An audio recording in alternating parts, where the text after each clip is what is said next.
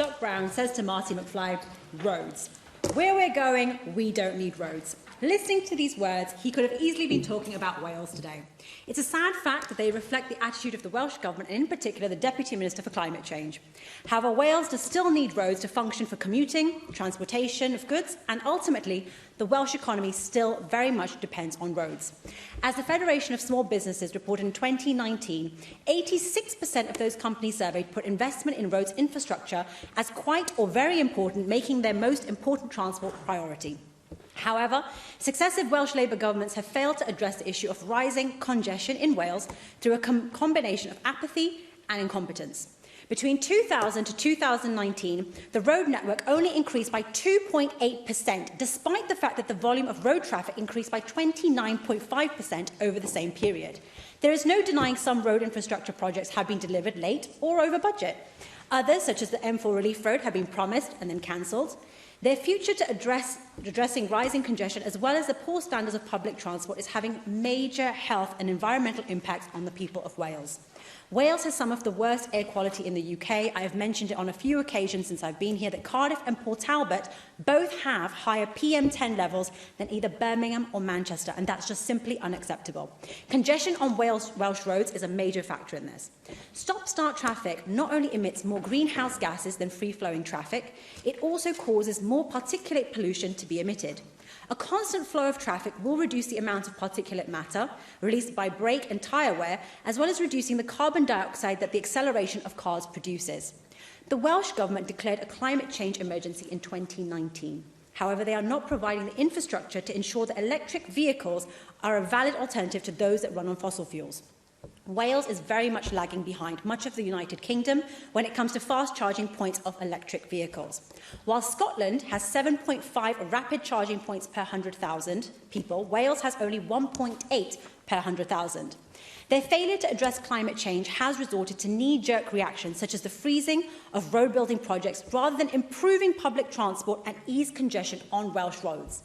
A decision that halts plans for new road scheme in Flintshire was described by Labour MP Mark Tammy as very disappointing. Forcing people out of cars without providing adequate public transport as an alternative is just simply unworkable. The number of local bus journeys in Wales has fallen from 100 million a year from 2016 to 17 to 89 million in 2019 to 2020. With 80% of bus users not having access to a car, the Welsh Labour government needs to reverse this trend in order to tackle climate change and encourage commuters to ultimately use their cars. But this must be done properly and not by living in an idealist world, with money thrown at something for little or no result. As I said in the debate on bus services 2 weeks ago, the bus service support grant has not been increased in Wales since its inception 6 years ago. Funding per passenger for bus services is inadequate and compares poorly with that provided for rail passengers. The freeze on new road building projects may have been welcomed by Greta Thunberg, who we all admire for her strong beliefs and dedication to campaigning against climate change.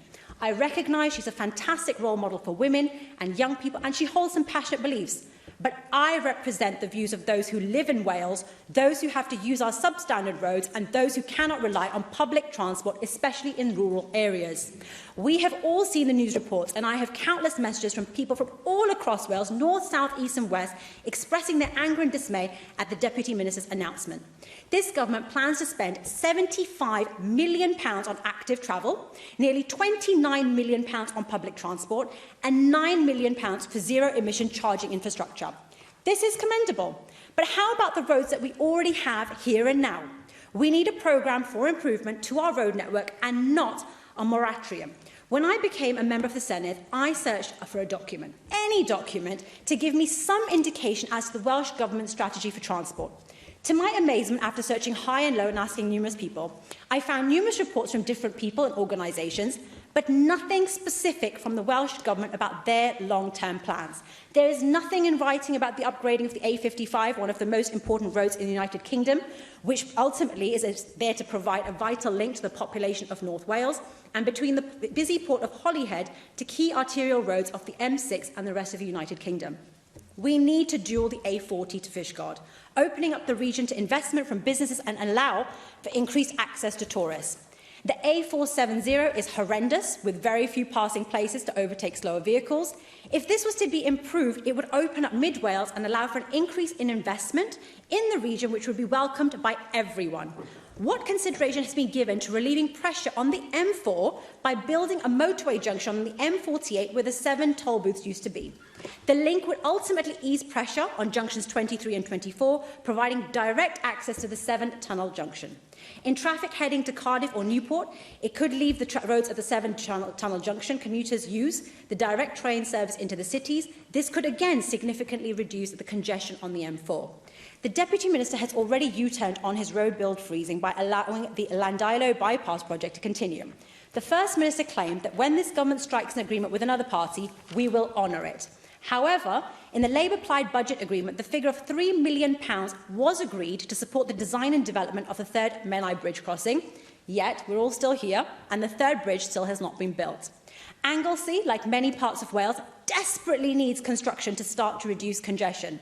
What about projects that require agreements between a number of stakeholders, such as the Chepstow bypass? Is the Deputy Minister going to allow such discussions to explore the feasibility of the project to go ahead, or are they subject to his freeze as well? Presiding Officer, more than 2 decades of Labour governments have failed to tackle congestion on our roads, and the poor standards of public transport of Wales are here for all to see. From what I have gathered, there is no integration or concrete plan in place between the Welsh Government's policy and delivery. I don't doubt their intention for a single second, but I cannot see the light at the end of the tunnel, and none of the ministers have convinced me otherwise. Frankly, I feel like the Welsh Government prefers to explore road taxes and fines for hard-working people in order to disincentivise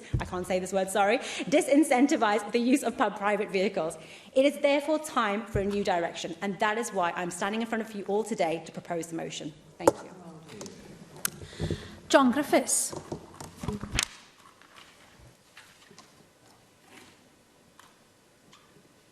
Diolch yn fawr, Llywydd. I'm very pleased to take part in